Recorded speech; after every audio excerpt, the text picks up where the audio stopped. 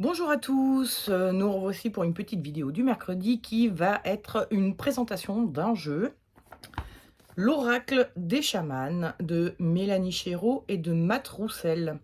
Donc l'Oracle des chamans va paraître le 20 juin, je l'ai eu un peu en exclu, car je suis copine avec Mélanie.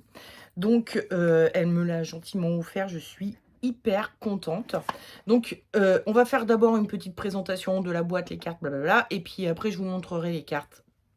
Et à la fin, on fera un petit tirage. Donc, l'oracle des chamans vient dans une boîte comme ça, là, hein, assez classique, qui s'ouvre comme ça. Ok. Il y a le petit ruban qui permet de sortir le tout. Donc, nous avons un livret et des cartes dorées sur tranche, comme vous pouvez voir. Livret qui est plutôt conséquent. Hein, on est sur du... pardon. 282 pages. Donc voilà, hein, pas mal comme truc. Il n'y a pas de pochette avec les cartes, mais ça tient bien dans la boîte. Hein. On n'est pas sur une boîte qui est plus large, parce que le livret est plus large et tout ça. Donc ça tient bien, donc c'est plutôt pratique à ce niveau-là. Puis bon, c'est pas très compliqué de se trouver une pochette pour le mettre. Du coup, le livret fait la taille des cartes. Et comme je vous le disais, le livret est plutôt conséquent. On va d'abord parler du livret. Alors, le livret, il y a d'abord une petite présentation en début, évidemment, qui nous explique ce qu'est le chamanisme. Alors, vous verrez que le papier a un aspect vieilli, comme ça, qui donne un style sympa au livret, quoi. Donc, petite présentation du chamanisme d'hier et d'aujourd'hui, qu'est-ce que c'est qu'un oracle, etc. Des conseils d'utilisation. Et elle nous donne des idées de tirage. Alors, elle n'a pas fait d'exemple, c'est-à-dire de tirage avec des cartes du jeu, mais elle nous donne la stratégie de lecture. Donc, elle propose le tirage des énergies de la journée, enfin un tirage à une seule carte qui est assez classique. Le tirage passé, présent, futur, qui est aussi assez classique. Et puis, un tirage également passé, présent, futur, mais aussi avec quelles sont les aides et quels sont les empêchements que vous avez aujourd'hui. Hein, qui sont liés, voilà, ils se présentent comme ça. On a le passé, le futurissime, le présent là, avec ses aides et ses empêchements. Ou inversement, je sais plus, je sais pas dans... Mais bon, bref, elle nous propose... Et après, on passe, donc les cartes commencent là, hein, donc on est vraiment... hein, c'est une petite présentation. Et là, voilà, tout ça, c'est les cartes. Bon, il y a quelques pages à la fin qui sont les biographies et tout ça, mais c'est pas grand-chose.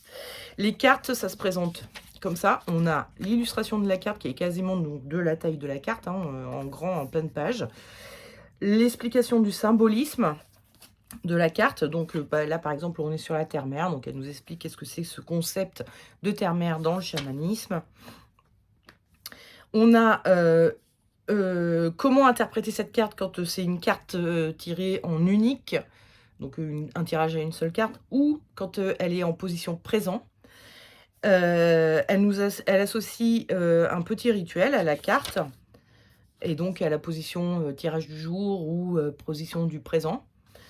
Et puis après, elle nous fait les interprétations si elle est tirée en passé, les interprétations si elle est tirée en futur, les interprétations si elle est en aide et en empêchement. Donc elle nous a un peu détaillé comment vous pouvez interpréter la carte en fonction de sa position par rapport aux stratégies de lecture qu'elle propose, elle, dans le livret. Évidemment, ces interprétations-là, donc tout ce qui arrive après la symbolique, n'est plus valable à partir du moment où on connaît bien la symbolique. Une fois qu'on s'est bien imprégné du jeu, qu'on connaît bien les cartes, on n'a plus besoin d'aller lire à chaque fois, mais quand on est débutant, ça peut aider. Donc voilà. Et je pense qu'on a fait le tour du livret. Je trouve qu'il est vraiment conséquent. Ah non, j'ai juste oublié de vous dire, du coup, ça représente à peu près, on a 5 pages. Alors attendez, 1, 2, 3, 4, 5, oui, c'est ça. 5 pages, plus une page pour l'affichage de la carte en grand. 5 pages par carte, hein, donc c'est pas mal. On a un bon livret qui est quand même assez conséquent. L'idée étant, évidemment, une fois qu'on connaît le jeu, de se débarrasser du livret et de se servir que des cartes. On va passer aux cartes. Je vais vous les montrer. Je vous dis juste, donc, tranche dorée. Le dos, je vous le montre aussi. Il est réversible, hein, totalement réversible pour ceux qui ont envie de tirer en droit envers. Ce qui n'est pas mon cas, mais si ça vous intéresse, voilà. Les cartes sont vraiment de très bon grammage, un très bon grammage. Elles sont solides, suffisamment solides. Le revêtement est brillant, comme vous pouvez le voir. Et elle glisse super bien. Vraiment, ça glisse trop bien. Donc, c'est plutôt pas mal. Alors, la taille fait que moi, pour ma main, c'est un peu dur de faire le mélange comme ça. Mais bon, je le fais comme ça, c'est pas grave, tant pis. Mais on a l'habitude avec les oracles. Les oracles sont en général un peu plus grands que tout ce qui est tarot de Marseille ou certains oracles comme le G, le Béline, etc.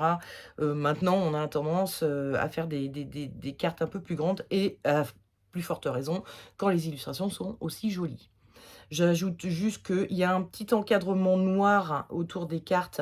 Donc là, ça se voit pas forcément, ça se voit un peu ici, mais il y a des cartes sur lesquelles ça se voit un peu plus, qui est pas du tout gênant, hein. Des fois, quand comment dire, l'image est pas en pleine page et qu'il y a un encadrement, l'encadrement est des fois gêne plus qu'autre chose, surtout sur des trucs un peu colorés et qu'on a un encadrement un peu chelou, coloré aussi, enfin voilà. Donc là, c'est pas du tout gênant parce que tout est en noir et blanc, enfin noir et blanc, donc encore une fois, on a la couleur un peu vieillie.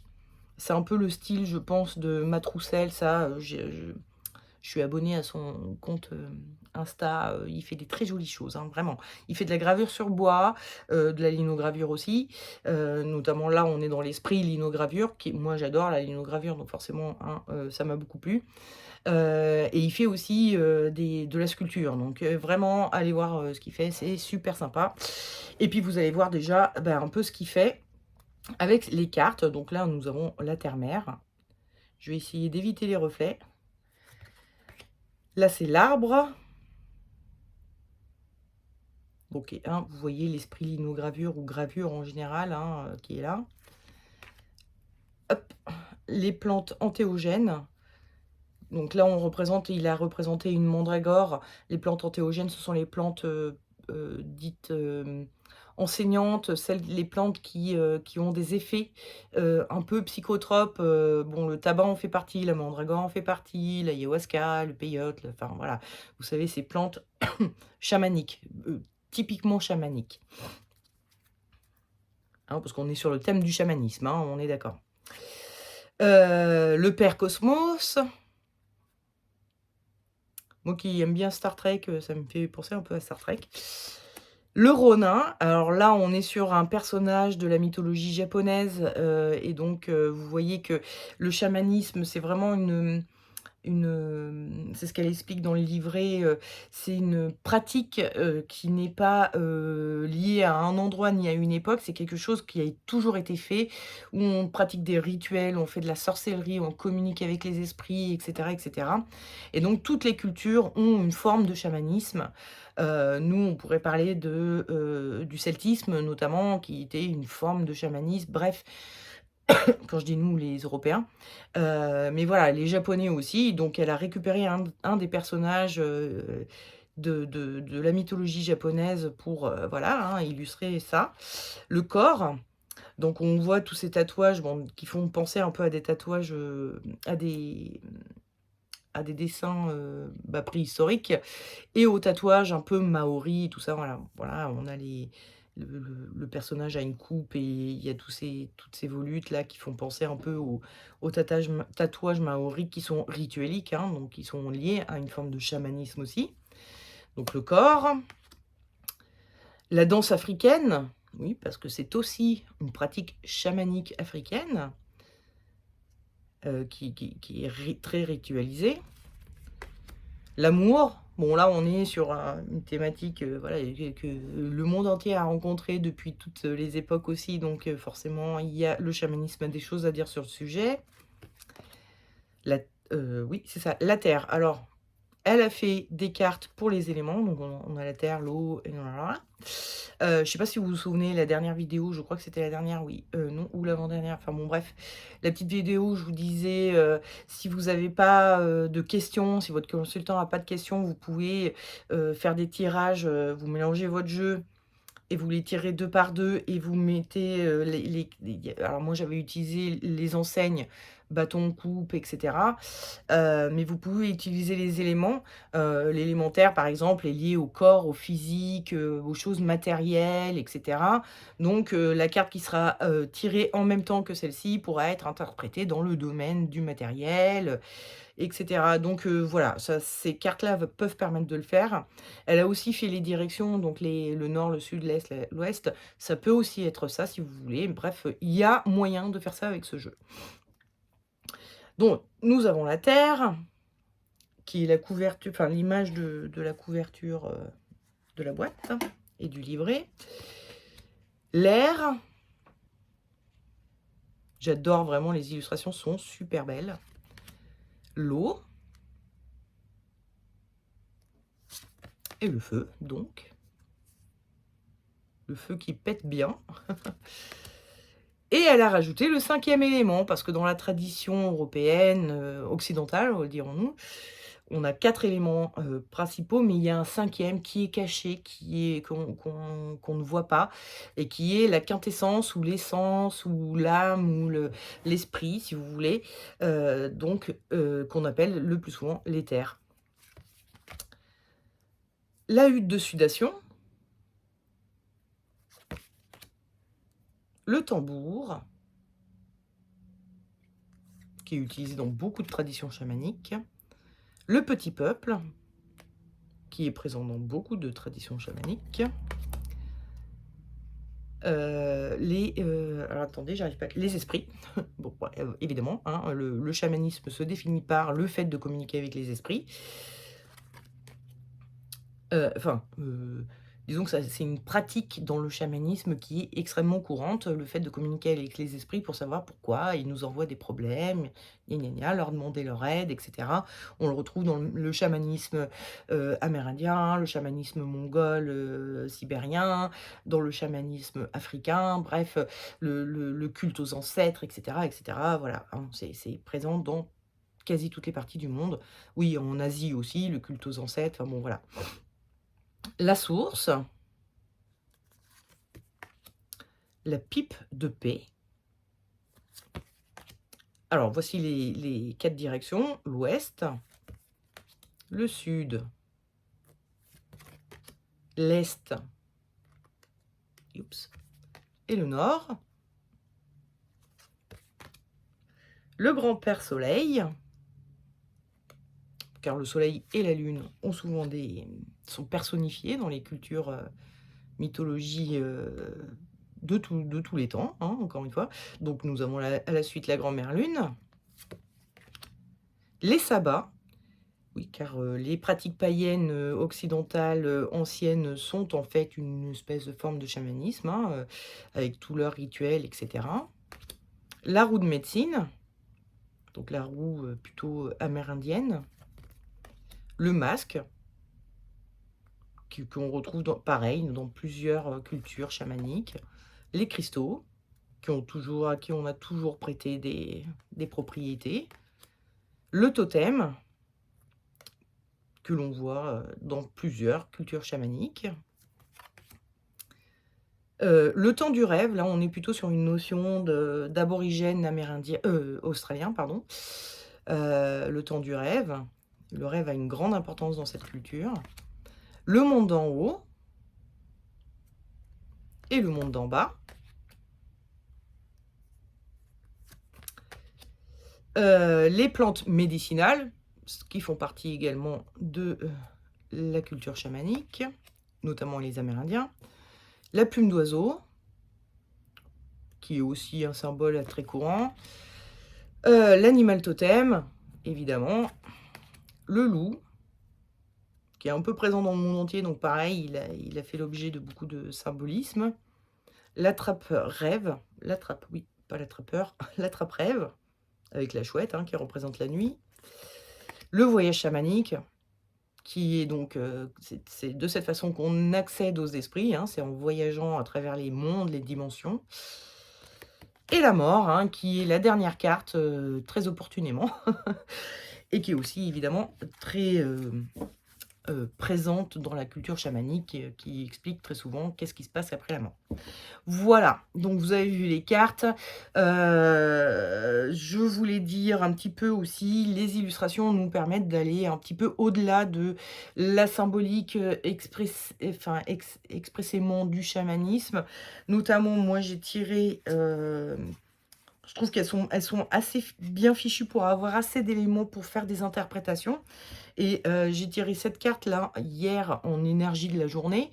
Et moi, alors c'est le monde d'en bas, hein, donc on est sur des notions de aller dans le monde des esprits justement, c'est là où sont les esprits, c'est là où partent les bouts de nos âmes qui se détachent dans la culture chamanique. Quand on vit une épreuve, un choc, un bout de notre âme s'en va et va dans le monde d'en bas, et il faut aller le chercher, et cetera et cetera.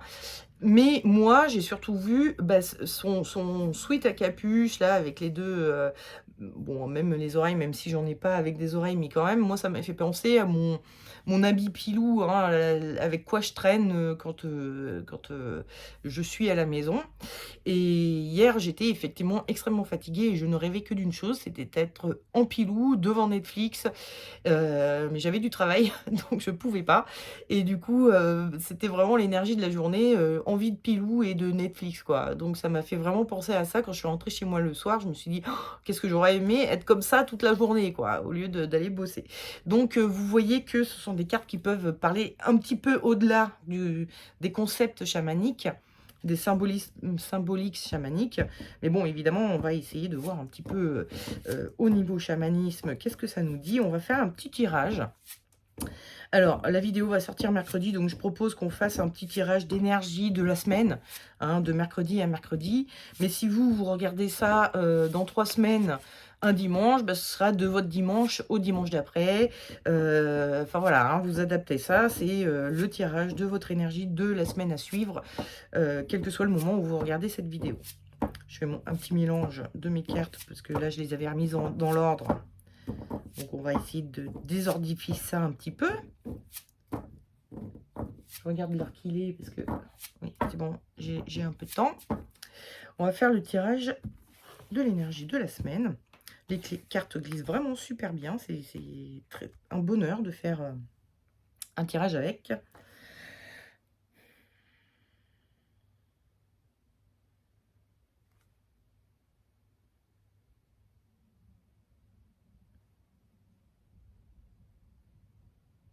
Et c'est celle-là. Le totem. Je vais vous lire le petit texte. Alors, je ne vais pas tout vous lire, hein. Je vais vous lire simplement le symbolisme. Et alors oui, j'ai oublié de préciser, les cartes sont numérotées. Donc, vous voyez, là, c'est la 30. Donc, il n'y a pas besoin d'aller dans le sommaire ou je ne sais quoi. D'ailleurs, est-ce que le sommaire... Oui, si, on a... Il n'y a pas besoin d'aller dans le sommaire. On peut... voilà, hein, c'est la 30. Donc, hop, je vais retrouver la 30 très facilement. C'est parfait. Donc, le totem, je vais vous le lire. Le symbolisme du totem. Les totems sont dotés d'une force spirituelle associée à un esprit. Et ils peuvent être attribués à une personne, à une tribu ou même à une nation entière. Les plus connus sont les totems amérindiens. À l'origine du terme, le mot... Alors bon, bah, je vais déjà m'excuser pour les malprononciations des choses. Alors, Oudoudeman, en langue ojibwe, qui signifie blason de famille dans les tribus d'Amérique du Nord. Construits à partir de troncs d'arbres, ils représentent très souvent des animaux et sont considérés comme vivants par leur tribu. Recouverts de symboles précis, ils ont parfois une tête, les rendant encore plus puissants. Certains sont creux, remplis d'objets sacrés, d'autres sont de véritables arbres généalogiques familiaux sous forme de poteaux. Symboliquement, le totem est aussi un lien entre le ciel et la terre. Profondément enraciné dans le sol, il se dresse majestueusement, surplombant les humains. On le voit de loin, il est à la fois protecteur et rappelle à chacune sa position sur la terre. C'est un point de repère tant pour celui dont il représente la lignée que pour les autres qui décryptent ces codes. Euh, ou tout simplement le craignent. alors je vais reprendre la phrase. C'est un point de repère tant pour celui dont il représente la lignée que pour les autres qui décryptent ces codes ou tout simplement le craignent. L'imaginaire de l'animal totem vient de ces animaux de pouvoir graver. Par extension, le totem, tel qu'il a été décrit par les anthropologues, peut être un objet plus petit. Il sera de toute façon attribué à un pouvoir, à une force ou à une protection. En Afrique, certains totems sont dématérialisés et peuvent prendre la forme d'une malédiction lorsqu'ils sont envoyés vers les ennemis. Elle nous propose donc un rituel. Sélectionnez 3 objets qui représentent votre famille, votre lignée, associez-les et placez-les sur un autel ou dans l'entrée de votre maison. À chaque fois que vous passerez devant, connectez-vous à vos valeurs. Cela aidera à l'ancrage et à la protection. Si vous n'avez pas envie d'ériger un totem comme celui-là, alors créez le vôtre avec 3 éléments qui vous inspirent confiance et protection. Et alors, la réponse en carte unique, hein, donc moi j'ai tiré une énergie de votre semaine, donc c'est une carte unique. Si vous tirez le totem comme carte, cela signifie que vous devez chercher votre phare. Où se situe votre repère? À quoi vous référez-vous les yeux fermés? Est-ce vos valeurs familiales, la vie de vos parents ou d'un maître spirituel? Votre charte professionnelle ou encore une éthique religieuse, la justesse de votre conjoint? Nous avons tous dans la vie un point d'ancrage, quelqu'un ou une ligne de conduite, pardon, qui nous aide à prendre des décisions quand nous sommes hésitants ou bien qui nous amène au rivage lorsque nous nous éloignons. Il est temps de retrouver ce phare dans la nuit, de retourner à ce qui nous tient le plus à cœur, de reprendre confiance en ce en quoi vous croyez le plus. Vous avez besoin de rejoindre ce refuge pour recharger les batteries et pour vous sentir protégé. Si justement vous avez l'impression de n'avoir rien de tout cela, que vos repères n'en sont plus, que votre famille n'en est pas, alors il va falloir en chercher. Avant de commencer toute chose, vous devez chercher un ancrage. Tournez-vous vers ce qui vous inspire et construisez votre totem à vous. Je trouve ça hyper inspirant. Donc on est vraiment sur les notions de, cette semaine. Ce qui va être important, c'est de, bien se référer à nos repères, à nos valeurs, à nos principes, face à ce que l'on va affronter au cours de la semaine et ou si vous vous sentez, en perte de valeur, en perte de principe, de réfléchir un petit peu à qu'est-ce que vous voulez mettre en place dans votre vie pour que cette valeur-là que vous aimez bien, que vous aimeriez incarner, et ben, vous l'incarniez. Et donc, il y a ce petit rituel qu'elle propose de prendre des éléments pour vous construire votre propre petit totem. Ça peut être fait à base d'objets, mais ça peut être aussi, là, en lisant, j'ai pensé à des mots-clés, des mots de valeur ou de, voilà, de choses comme ça, qui vous sont représentatifs, que vous pouvez écrire, enfin, vous faire votre petite liste et l'accrocher au frigo. Vous choisissez, bon, elle propose 3 objets ou 3 mots-clés. Vous pouvez en faire plus si vous avez envie, évidemment. 3, c'est peut-être un peu le minimum, je dirais. On a au minimum 3 valeurs, chacun d'entre nous. Mais voilà, ça peut être autre chose, hein, évidemment. Ça peut être effectivement des objets qui représentent des membres de votre famille, qui incarnent une certaine valeur qui vous semble importante et que vous voulez voir, enfin que vous voulez ne pas oublier, ne jamais oublier. Donc vous construisez votre petit totem comme ça. C'est une idée, je trouve ça hyper sympa, donc voilà, j'espère que ça vous parle pour votre petite semaine à suivre et puis j'espère que ce jeu vous a plu. Si vous regardez cette vidéo au moment où elle sort, je vous rappelle que le jeu ne paraîtra pas avant le 20 juin 2023. Donc ne soyez pas étonnés si vous ne le trouvez pas, mais si vous regardez la vidéo après le 20 juin 2023, bah, voilà, hein, commandez-le, il est, ah j'ai oublié, bah, juste, je m'étais dit, j'avais déjà fait la vidéo. D'ailleurs, c'est assez rigolo parce que j'avais fait un tirage et j'avais déjà tiré le totem, donc comme quoi vraiment, c'est ça votre carte. J'avais fait une vidéo tellement bordélique parce que je passais d'un: «Ah oui, dans le livret, au fait, il y a ça, puis voilà», tout en montrant les cartes. Enfin bon, c'était trop bordélique. J'ai essayé d'être bien carré, mais j'ai quand même oublié un truc, c'est que c'est édité chez Le Duc. Voilà. Dernière petite info, c'est édité chez Le Duc, donc présent n'importe où, hein. Vous allez le trouver partout, donc n'hésitez pas à vous le procurer. Il est vraiment sympa, ça fait 2-3 jours que je travaille avec et je trouve que ça marche. Vraiment, je trouve qu'il y a un truc. Et puis les illustrations sont géniales. Vraiment, bravo Matt Roussel, bravo Mélanie Chéreau. votre travail est super. On en apprend plein de choses sur le chamanisme, c'est beau, c'est le tout bravo à le duc aussi pour, comment dire? Toute la présentation du coffret et tout, c'est très chouette, vraiment. Bon, il me reste plus qu'à vous faire un gros bisou, puis à vous dire à très bientôt pour de prochaines vidéos. Ciao!